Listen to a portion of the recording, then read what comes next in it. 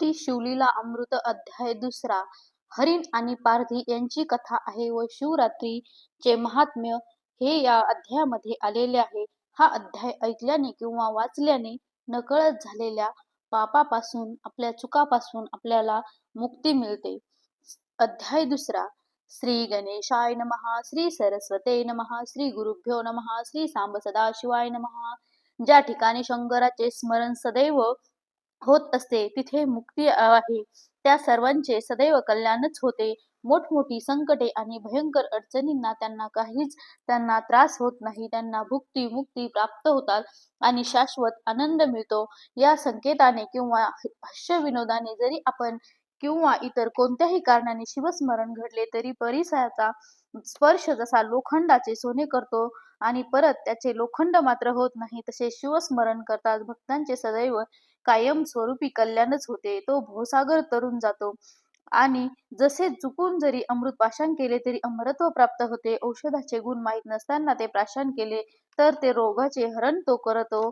त्याचा तो गुणच आहे. वाळलेल्या गवताने आच्छादित गवताच्या गंजीवर अज्ञान बालकाने जरी अग्नीचा स्फुलिंग टाकला तरी तो अग्नी निश्चितपणे त्या गवतालाच भस्म करून टाकणारा आहे. हे त्रिवार सत्य आहे. तसेच नकळत अजानतपणे चुकून माहिती नसतानाही जरी शिवस्मरण घडले तर त्या स्मरणाने सर्व दोष भस्मसात होऊन जातील, जळून जातील, नष्ट होतील. जरी विनोदाने शिवस्मरण घडले तरी ते नाम आपला चमत्कार आपल्याला दाखवणारच आहे. शिवनामाचा गजर करणाऱ्यांना एखादा मनुष्य म्हणाला, अरे हे कुणाला उगीचच का हाक मारत आहे? शिव शिव असे नाम उच्चारून हे का ओरडत आहेत? हे शांतपणे का बसत नाही? उगीच सारखे हर हर अशी गर्जना करत आहेत. हे शिवनामाचा अखंड कोलाहल करतात असे मला भासते. त्याचा गजर करून आपण त्या नामाचा उच्चार करतो तेव्हा त्यांना शिवस्मरणच घडते. तर मग अतिप्रेमाने शंकराचे नाव घेतले किंवा त्यांचे ध्यान केले, या भक्तिपूर्वक अंतःकरणाने जर शिवाचे ध्यान केले, त्याचे नाव प्रेमभराने घेतले किंवा स्मरण करत राहिले तर ब्रह्मणालाच शिवस्वरूप मानून जर सदैव संतर्पण केले तर तेवढे महापुण्य गाठी पडेल. आपल्या मनामध्ये हृदयामध्ये शिवाच्या नावाबद्दल आवडी गोडी निर्माण करावी. त्यातही शिवरात्री उपोषण करून भजन कीर्तन करून शिव जागविला तर शरीरातील सर्व महापापे निघून जातात. तो पापमुक्त होतो. त्या दिवशी बेलाची पाने आणून यथाविधी श्री शंकराचे दर्शन घेऊन पूजन केले तर सहस्त्रजन्मीचे पाप संपूर्णपणे भस्म होऊन जाईल. जो नियमितपणे शंकरास्त किंवा त्याच्या पिंडीवर बेलाची पाने वाहतो त्याच्या एवढा पुण्यवंत कोणीही नाही. तो हा भवसागर तरून जाईल हे निश्चितच, पण त्याच्या नुसत्या दर्शनाने अनेक जण तरून जातील हे निश्चितच. इतकी त्याची थोरवी आहे. प्राप्तकाळी उठून निर्मल अंतःकरणाने शिवशंकराचे दर्शन घेतले तर रात्रीचे सर्व पापे जळून जातात, भस्म होतात आणि माध्यान्ही जर शिवाचे दर्शन घेतले तर पूर्वजन्मीचे महादोषांचे निवारण होते, ते शिल्लक राहत नाही. सायंकाळी जर शिवाचे दर्शन घेतले तर 7 जन्माचे पाप नष्ट होऊन जाते. शिवरात्रीचा महिमा हा अपार आहे आणि अगाध आहे की शेषाला सुद्धा त्याचे यथायोग्य वर्णन करता येणार नाही. कपिला षठीचा पुण्यकारक योग, संक्रांतीचे संक्रमण, ग्रहण, माघ किंवा पौषात सूर्योदय होणारा अमावस्या, प्रारंभ श्रावण नक्षत्राचा मध्य व व्यतिपाताचा शेष असा योग, रविवारी सूर्योदयाच्या वेळी अमावस्येला पहिला भाग, श्रवणाचा मध्यभागी व व्यतिपाताचा अखेरचा भाग योग, गजेत छायेचा पूर्व पर्व हा इत्यादी पुण्य पर्वणीचे योगी हा दिवस या शिवरात्रीवरून ओवाळून टाकावेत. हे सर्व पुण्यकाल महात्म्याचे बाबतीतच शिवरात्रीपेक्षा उच्च ठरत नाही, इतके शिवरात्रीचे महत्व आहे. शिवरात्रीचा पर्वकाल अतिशय पुण्यकारक आहे आणि या पवित्र कालात शिवाचे यथाविधी पूजन जागरण करणे हे विशेष आहे. सकाळ दुपार सायंकाळ अशी त्रिकाळ पूजा करून रुद्रघोष करणाऱ्यांच्या पुण्याला सीमा नाही. अपार पुण्य लाभते. तो भक्तच पुण्यमय होऊन जातो. मोठमोठे ऋषी मुनी, उदाहरण वशिष्ठ, विश्वामित्र मुनीश्वर, देव, गंधर्व, किन्नर, सिद्धचरण, विद्याधर हे सर्वजण शिवरात्रीचे व्रत मनोभावे व भक्तियुक्त अंतःकरणाने करतात. यथाविधी अतिशय उत्तम आणि सुरस कथा सुतांनी शौनकादिकांना सांगितली आहे. श्रोत्यांनी ती लक्ष देऊन अतिशय प्रिय आदराने कथा श्रवण करावी. ज्याचा महिमा व्यास महर्षी वर्णन करतात, महिन्यातील अति महत्वाचा महिना की जो माघ महिना, त्या महिन्यात कृष्ण चतुर्दशी येणाऱ्या शिवरात्रीचे महत्व सर्वाधिक आहे. विंध्यादी पर्वतावर एक पारधी राहतो असे. हरिणीचा आणि पक्ष्यांचा तो शिकार करी, तरी ती करताना तो अजिबात दयामाया दाखवीत नसे. भयंकर निर्दयी आणि हिंसाचार असा तो निषाद होता. प्राणी व पक्षी यांची तो हत्या करण्याचे पाप अनेक वेळा त्याने केले होते. एकदा तो शिकारीस निघाला असता हातामध्ये धनुष्यबाण घेतले व शिकारीस निघाला. फास जाळे त्याने काखेत घेतले. हिरव्या रंगाचे चामड्याचे कवच त्याने शरीरावर घातले होते आणि मग तो हिरव्या रंगाच्या चामड्याचे कवच घालून झुडपांचा रंग हिरवा असतो, त्यामुळे रानात तो लपून राहू शकतो. हातात आणखी काही शस्त्रसामुग्री घेऊन तो वनातून जात असे. एक शोभिवंत सजवलेले शिवमंदिर त्याने पाहिले.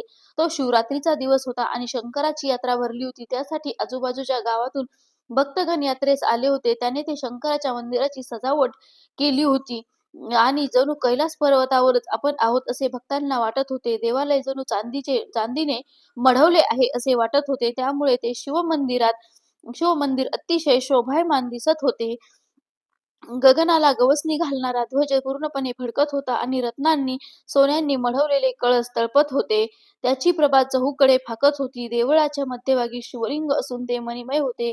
भाविक लोक अतिशय भक्तीने यथासांग त्या लिंगाची पूजा करत होते. ब्राह्मण रुद्र घोष करत होता. शिवनामाचा जय जयकार चालू होता आणि लिंगावर अखंड अभिषेक चालू होता. कोणी टाळ मृदंग घेऊन आणि प्रेमाने शिवकीर्तन करत होते.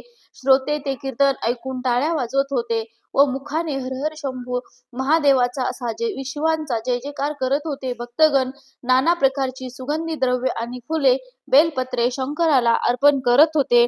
सुगंधी द्रव्याने सर्व वातावरण मंगलमय व सुगंधाने भरून गेले होते. एक लक्ष दीप प्रकाशमान झाले होते. त्यांचा सर्वत्र प्रकाश पडला होता. घंटानाद आणि शंखघोष चालू होता. त्याचे पडसाद गगनात उमटत होते. त्यांचा आवाज गगनात मावत नव्हता. मोठमोठ्याने भेरी वाजत होत्या. चारही प्रकारची वाद्य भक्त गण देहाभान विसरून वाजवत होते. इतक्यात तो भिल्ल तेथे येऊन पोहोचला. त्याने शिवमंदिरातील सर्व सोहळा पाहिला आणि पाहताच राहिला.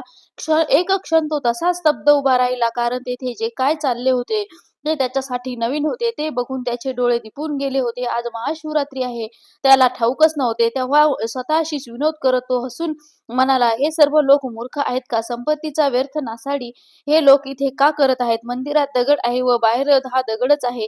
इथे देव पण कुठून आले आहे? कारण त्रिलोक्य वगैरे काहीच ठाऊक नव्हते. उत्तम प्रकारचे अन्न सेवन करण्याचे सोडून त्या अन्नाचा आस्वाद घ्यायचा सोडून हे लोक उपवास आणि उपोषण का करत असतील?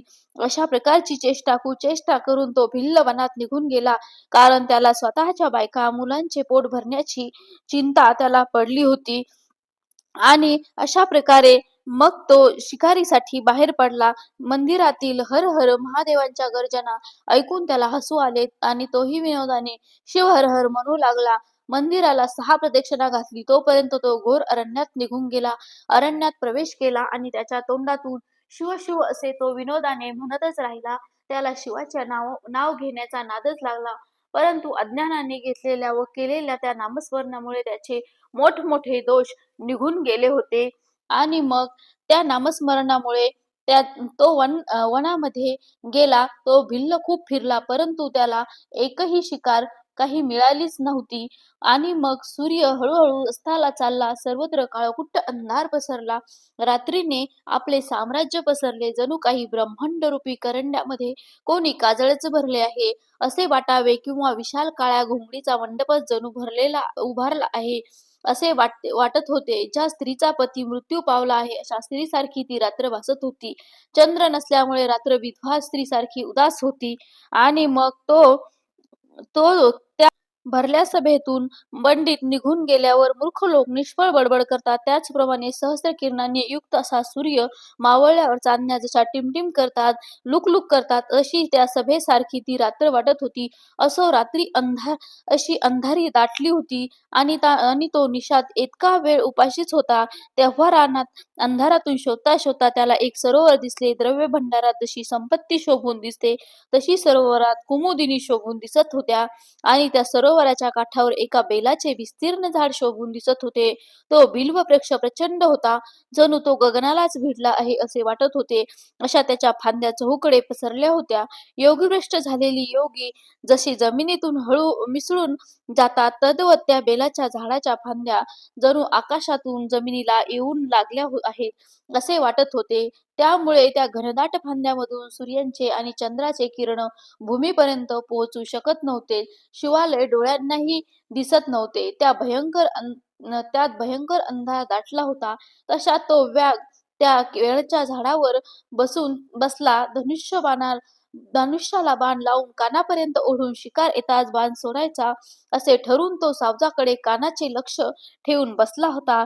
योगायोग असा होता की झाडाखाली ब्रह्मदेवाने स्थापन केलेल्या शिवलिंग होते आणि तो व्याध त्याच्या तोंडासमोर येणाऱ्या बेलाची बाणे खुडून त्याच्या अंगावरती टाकत होता. व्याधाला रात्रीच्या शिकारीच्या तो टाकत होता, पण ती बेलाची पाने त्या दिव्य शिवलिंगावर पडली होती. त्याने खटाटोपामुळे उपवासही घडला आणि शंकर हा संतोष पावला होता. व्याधाला रात्रीच्या शिकारीमुळे उपवास घडला व जागरणही झाले आणि हे सर्व त्याच्या नकळत विनासायास घडले. म्हणजे नकळत त्याच्या हातून शिवपूजन घडले. शिवनामाचा उच्चार करण्याचा चाळा त्याला लागला. वेळ दवडण्यासाठी तो सारखा हर हर म्हणायचा. त्यामुळे त्याच्या पापाचा क्षय होत चालला, कारण त्याला नकळत का होईना शिवाचे पूजन व स्मरण घडले होते. रात्रीचा एक पर्व टळला तेव्हा एक गाभण हरिणी अत्यंत देखणी आणि कोमल अशी ती पाणी पिण्यासाठी तलावावर आली. तिने दुरूनच त्या व्याधाला पाहिले. तो म्हणाला आणि तो तिला म्हणाला की दुरूनच कृतांतासारखा भासत होता. त्याने धनुष्यावर बाण चढवला आणि कानापर्यंत ओढला. नेम धरून तो आता हरिणीला मारण्यात तेवढ्यात ती हरिणी मनुष्यवाणीने बोलू लागली. हे महामानवा, मी गर्भिणी आहे आणि मी तुझा कोणताच अन्याय केला नाही, तरी तू माझ्यावर शरसंधान का धरलेस? कृपया तू माझा वध करू नकोस. माझ्या उदरातील गर्भ अति लहान आहे आणि अज्ञान त्याचा. जर तू वध केलास तर तुला दारुण म्हणजे भयंकर महापाप लागेल. एक रथ भरून प्राणी मारण्याने जेवढे पाप लागते तेवढे पाप माझा आणि माझ्या गर्भाचा नाश करून तुला लागेल. शास्त्रात असे सांगितले आहे की 100 बोकड मारले की एक बैल मेल्याचे पातक लागते व 100 बैल मारल्याने एक गाय मारल्याचे पातक लागते. 100 गायी मारल्यावर एक ब्राह्मणाचा वध केल्याचे पातक लागते आणि एक स्त्रीचा वध केला तर 100 ब्राह्मणांचा वध केल्याचे पातक लागते. 100 स्त्रियांचा वध केला तर एका गुरु हत्येचे पातक लागते. त्याही पेक्षा 100 पटीने एका गर्भिणीचा वध केल्याने हे तुम्हाला पाप लागेल. तरी यावेळी मी कोणताही अन्याय केला नसताना तू मला का बरे मारत आहेस? या वनात मी एकटीच आहे आणि असहाय्य तो आहे. तेव्हा तो पारधी म्हणाला, माझे कुटुंब घरी भुकेने व्याकुळ झाले आहे आणि ते आज उपाशीच आहेत. माझ्या पोटात अन्नाचा कण देखील नाही. तेव्हा अशी सुंदर हरिणी समोर असताना तू मला शास्त्राच्या गोष्टी कशाला सांगतेस? पण मला आश्चर्य वाटते की तू मनुष्य भाषेत बोलून मला अशा गोष्टी सांगत आहेस. जेव्हा तुझ्याकडे पाहून मला तुझी दया येते. तू पूर्वजन्मी कोण होतीस? तुला एवढे ज्ञान कुठून मिळाले? तू विशाल नेत्रांची सुंदर हरिणी आहेस. मला तुझा पूर्व वृत्तांत ऐकायला आवडेल. तेव्हा ती हरिणी म्हणाली, पुरातन काळी देव आणि दानवांनी समुद्राचे मंथन करून 14 रत्न मिळवली. त्यासाठी त्यांनी महाप्रयास त्यांना पडले. त्यामध्ये ज्या अप्सरा बाहेर आल्या त्यापैकी एक रंभा नावाची अप्सरा मी आहे. मला पाहून देवांनाही मोह पडला. अनेक वर्ष तपश्चर्या केल्यानंतर तपस्वी लोकांनी माझी प्राप्ती होत असे. माझे नेत्र कटाक्ष हेच जाळे. त्या मासेरूपी देवांना पकडून माझ्या नेत्र कटाक्षाने त्यांना मी जखडून ठेवत आहे. माझ्या शरीराच्या सुगंधाने मुनी जणू भ्रमर होऊन वेड्यासारखे माझ्या मागे धावत आहे. माझे गाणे ऐकण्यासाठी देव कासावीस होत आहे. ते मंत्रमुक्त होऊन जात आणि मी मात्र स्वर्गलोकीच्या दिव्य भोग भोगण्यात रममाण होत असे. माझ्या लावण्याचा मला गर्व झाला आणि त्यामुळे मी कोणासही मानिनाशी झाली. सौंदर्यात मी अद्वितीय होते, त्याचा मला गर्व झाला. त्या कारणाने मी शिवभक्ती विसरले. शिवाची आराधना मी सोडून दिली. शिवरात्रीचा उपवास, सोमवार, प्रदोषव्रत, शंकराचे पूजन, शिवाचे भजन कीर्तन सोडून दिले. समोर अमृताचा प्याला असताना मी मद्यप्राशन करून लागले. त्याने माझी बुद्धित्व फिरले देवाला सोडून मी हिरव्या नावाच्या एका राक्षसाजवळ जाऊन राहू लागले. असा पुष्कळ काळ लोटला. एकदा तो राक्षस मृगया करण्यासाठी गेला, पण दृष्टाच्या संगतीने मी भजन पूजनही विसरले. तेव्हा माझ्या मनाला वाटले की हा हिरण्य मृगयेसाठी गेला आहे. तो काही लवकर परत येणार नाही. तेवढ्यात वेळात आपण शिवदर्शन घ्यावे असे मी मनी ठरवले. म्हणून कैलासावर गेले. मला पाहून तो शंकर हिमालयाचा दामात भयंकर रागावला आणि त्याने मला शाप दिला. जा, मृत्यू लोकात जाऊन हे पापिनी तू हरिणी हो. तुझ्या दोन्ही सख्या तुझ्या बरोबरच हरिणीच्या जन्मात जातील. हिरण्य राक्षस माझी कधीच भक्ती करत नाही. तो असूच त्या हरिण होऊन तुमचा भोग हो घेईल. हे व्याधा, आता चित्त देऊन नीट ऐक. त्यानंतर मी श्री शंकराची प्रार्थना करू लागले. हे पंचवदना विरूपाक्षा, तू सच्चिदानंद आणि सर्व कर्मांचा साक्षी आहेस. दक्षाचा यज्ञ तू सतीचा अपमान केला आहेस, म्हणून विध्वंसून तो टाकला आहेस. इतका राग तुझा भयंकर आहे आणि हे सर्व साक्षी ईश्वरा, इतका मोठा कठोर होऊ नकोस. तुला शरण आलेल्या भक्तांना तू अभय देतोस. मी तुला अनन्य भावे शरण आले आहे. मला उशाप दे. भोळा शंकर असतो. पाण्यावर येणाऱ्या शुभ्रधवल फेस जसा काही काळ टिकतो, तसा शंकराचा राग निवळून गेला होता. तो उशाप देता झाला. शंकर त्या रंभेस म्हणाला, तुम्ही 12 वर्षपर्यंत माझ्या शापामुळे पीडित राहाल. इतके वर्ष पूर्ण होतात तुम्ही तात्काळ माझ्या पदाला याल. तेव्हा मी आणि माझी सखी मृग योनीमध्ये हरिणी म्हणून जन्मास आलो आणि मी राक्षस हरण म्हणून जन्माला. तेव्हा मी गर्भिणी आहे. माझा प्रसूत काळ जन्म जवळ आला आहे. तेव्हा मी माझे स्थळी जाऊन बाळाला जन्म देते व तुझ्याकडे परत येते. मग सुखाने तू माझे प्राणघरण कर असे सत्य वचन तुला देते. ती हरिणी असे निक्षून म्हणाली आणि तिच्या बोलण्याने तो व्याध चकित झाला. त्यावर तो म्हणाला, तू कितीही गोड आणि विश्वासपूर्वक बोललीस तरी माझा तुझ्यावर अजिबात विश्वास नाही. स्वतःचे रक्षण करण्यासाठी नाना प्रकारे खोटे बोलून दुसऱ्यांच्या कचाट्यातून स्वतःची मुक्तता करावी, कशी याचे ज्ञान प्राणिमात्रास असते. तेव्हा तू तसे शपथपूर्वक मला सांग, तरच माझा तुझ्यावर विश्वास बसेल.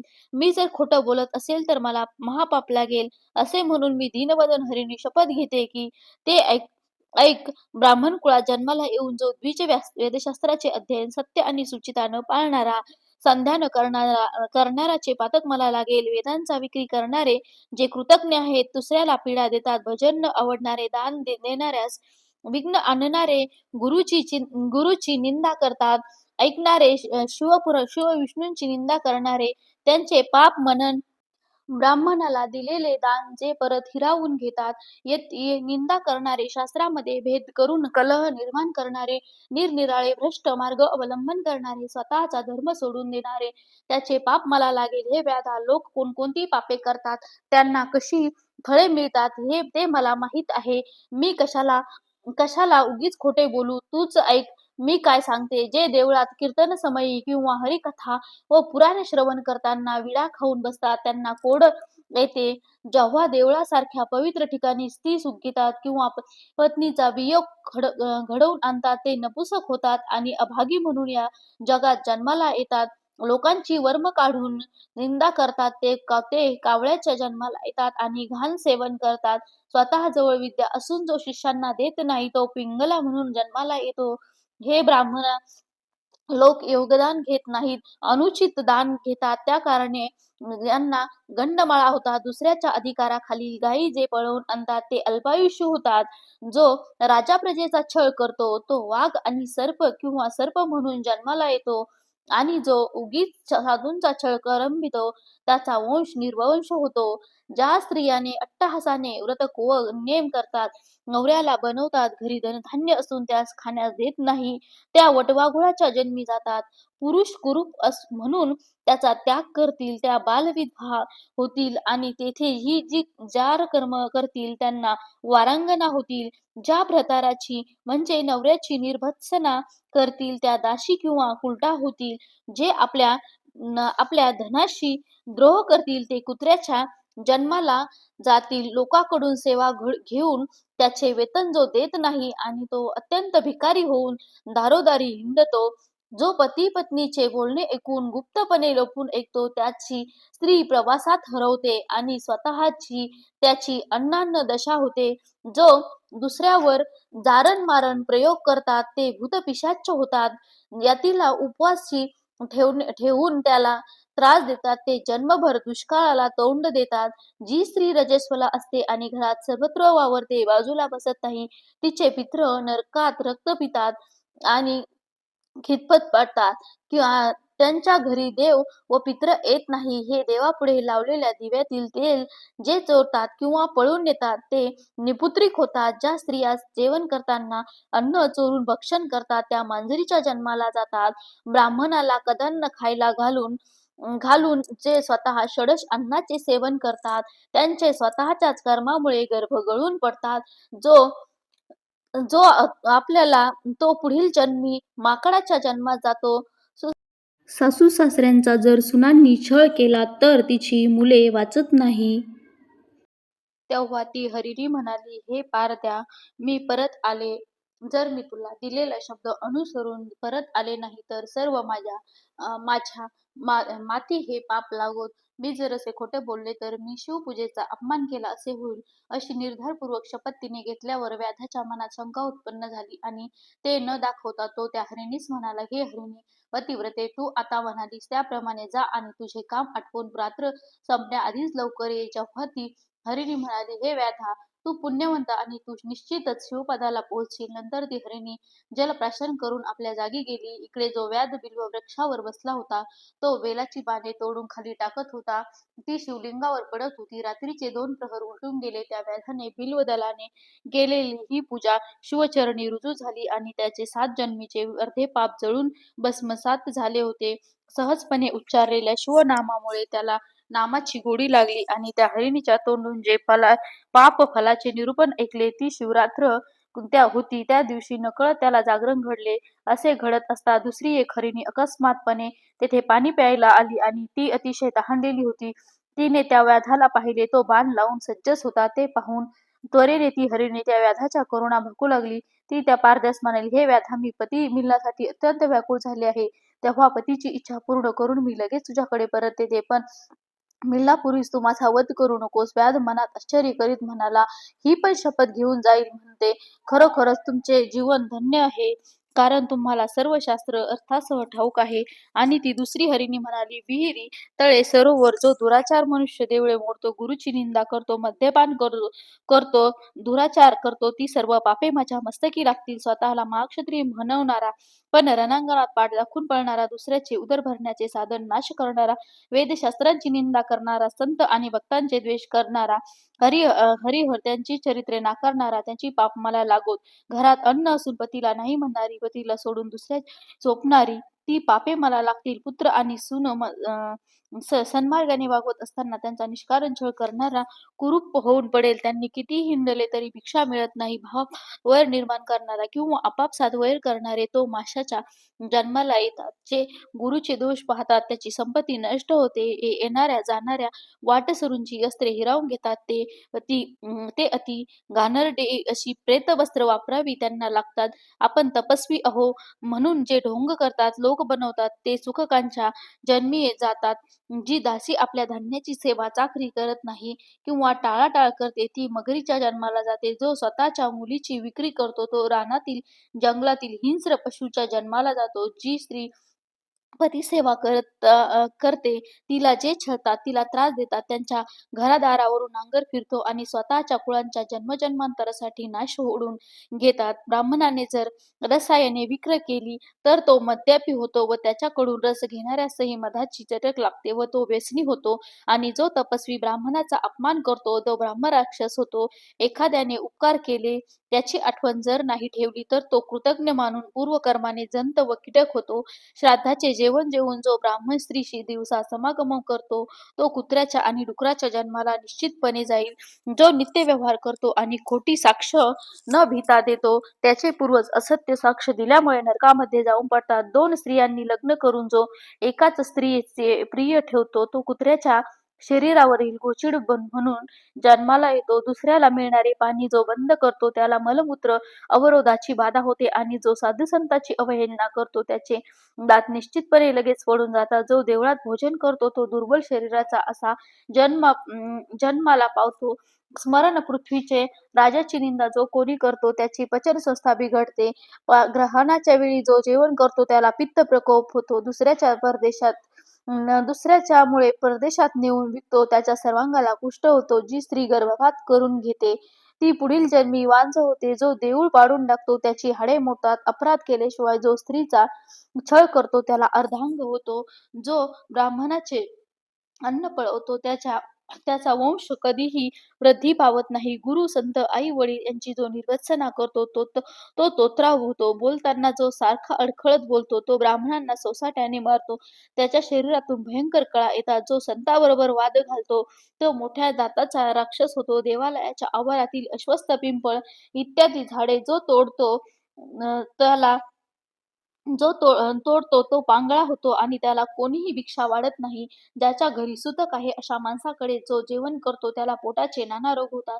जो स्वतःच्या सुगंधी द्रव्याचा उपभोग घेतो दुसऱ्यास देत नाही पुढील जन्मी त्यास सर्वांग दुर्गंधी होते.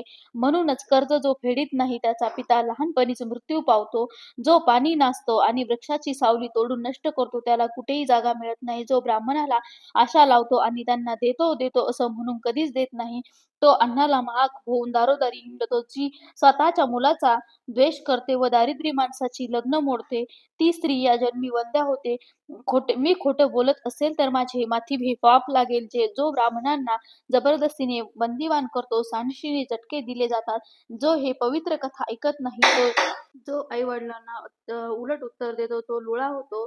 अत्यंत कृपण असतो. पैकरी धन जमा करतो तो महाभुजंग होऊन विळात राहतो. यती भिक्षेसाठी दारात आला असता जो त्यास रिकाम्या हाताने पाठवतो त्यावर शिवाची अवकृपा होऊन त्याची संतती आणि संपत्ती नष्ट होते.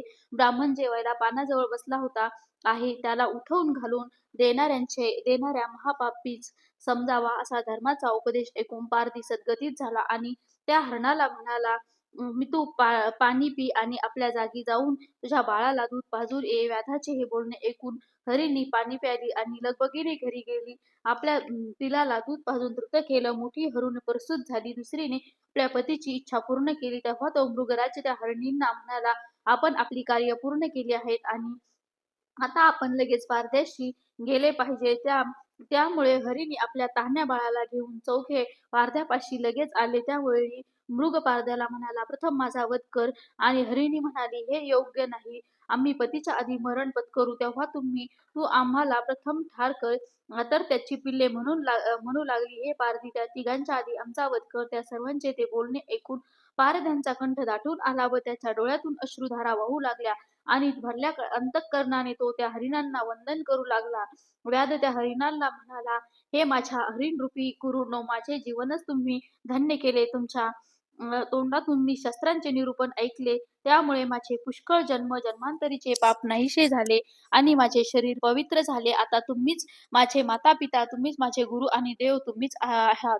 माझे सर्व काही आहात. पुत्र आणि नातलग यांच्यासह सर्व संसार मला मिथ्या वाटू लागला. व्याध अतिशय भक्तियुक्त अंतःकरणाने म्हणाला की मी कधी एकदा शिवपदाला जाईन असे मला झाले आहे. तेव्हा शिवगण बसलेले एक विमान अकस्मात त्याच्या जवळ आले. त्यांना 5 तोंड आणि 10 हात होती. ते व्याघ्रचर्म नेसले होते आणि 10 दिशांना त्यांचे अद्भुत तेज पसरले होते. किन्नर दिव्य वाद्य वाजवित होते. विद्याधर सुंदर आलाप करत होते. दिव्य पुण्याचा वर्षाव प्रत्यक्ष देवगण करत होते आणि त्या हरिणांची शरीर दिव्य झाली होती. व्याधाने देवगणांना नमस्कार केला होता.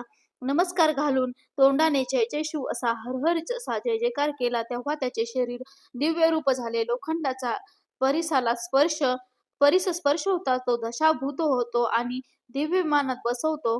पंचवदना असा झाला आणि शिवगणांनी त्याला प्रार्थना करून दिव्य विमानात बसवले.